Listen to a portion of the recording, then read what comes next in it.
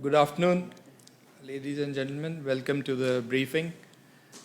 I think at the outset, let me join all of you in conveying our condolences on the sad loss of life in the earthquake that has happened this morning in Balochistan. Coming to my briefing, I think this has been a pretty busy period in terms of our diplomatic activity. Just by way of a rundown, as you are aware, the foreign minister was in New York for the high-level segment of the UN General Assembly.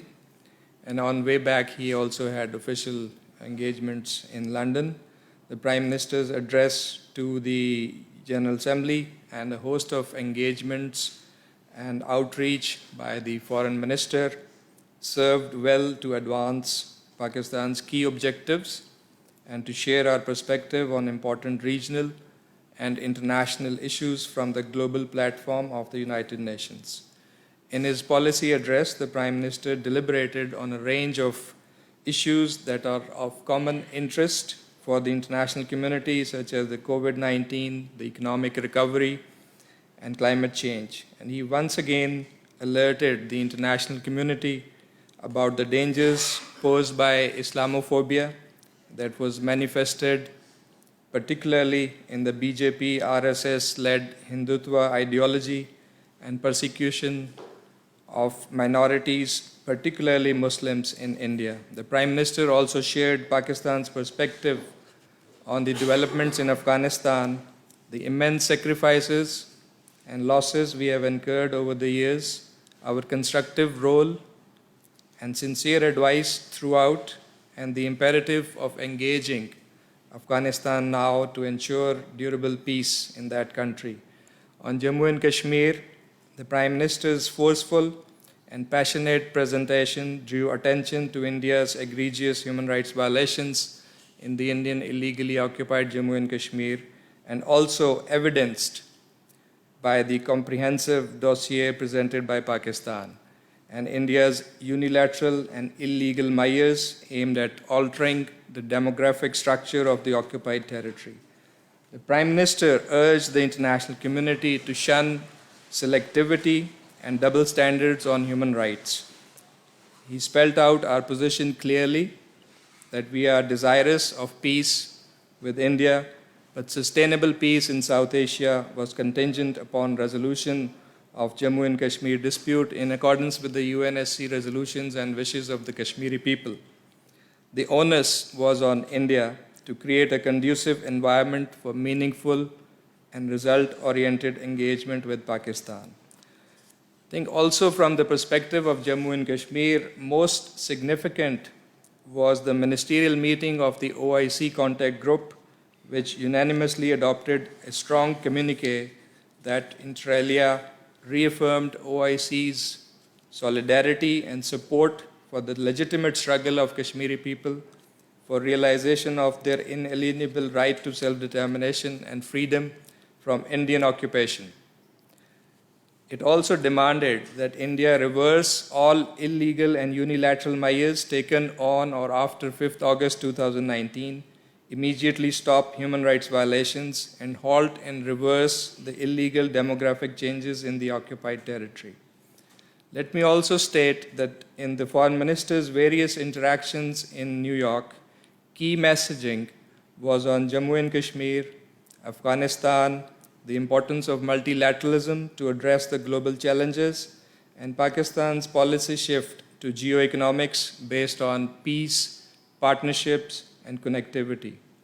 You have also followed the Foreign Minister's engagement in the United Kingdom, and then we had the Danish Foreign Minister who was in Islamabad last week, and Iran's Deputy Foreign Minister for Political Affairs earlier this week. All of this reflective of our continuing engagement with the international community. The US Deputy Secretary of State, Wendy Sherman, is visiting Pakistan from today and tomorrow. Her visit follows the recent meeting between the two foreign ministers in New York. During the visit, views will be exchanged on all issues of mutual interest, including the bilateral relationship, as well as the regional situation.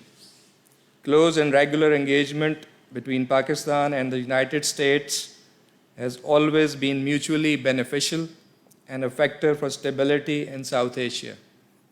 We look forward to reinforcing a balanced Pak-US relationship that is anchored in mutually beneficial cooperation in all areas, including security, trade, investment, energy, and regional connectivity. We remain deeply concerned on the grave situation in the Indian illegally occupied Jammu and Kashmir, where the brutality, state terrorism, war crimes, and systematic violations of human rights continue unabated by the Indian occupation forces. A young Kashmiri, Mujib Lone, was martyred during cordon and search operation in Shopian district recently. 14 innocent Kashmiris were martyred by Indian occupation forces in the month of September alone, while over 440 Kashmiris have been martyred by Indian troops since 5th August 2019. The extrajudicial killings of innocent Kashmiris and the blatant attempts to turn Muslims into a minority in the Indian illegally occupied Jammu and Kashmir through distribution of fake domicile certificates is another testimony of India's rapid descent into fascism. Indian illegal actions in IIOJK and the unresolved Jammu and Kashmir dispute has serious consequences in terms of threat to international peace and security and the human rights violations. We continue to sensitize the international community in this regard, utilizing all occasions, bilateral meetings and others, including the ongoing debates in the UNGA in New York and the Human Rights Council in Geneva. Incidentally, we are also extremely concerned about the rapidly deteriorating situation of human rights and rights of minorities in India. Not only Muslims, but also Dalits, Christians, and other minorities in India today live in an environment of perpetual fear and intimidation. In an extremely disturbing incident on 3rd October, a mob of around 500 violent Hindu extremists ransacked and vandalized a Christian prayer room in Roorkee, Uttarakhand, and harassed the Sunday Mass attendees. On August 29, in an equally reprehensible incident, a right-wing Hindutva group tried to attack 3 churches in the district of Kawarda in Chhattisgarh.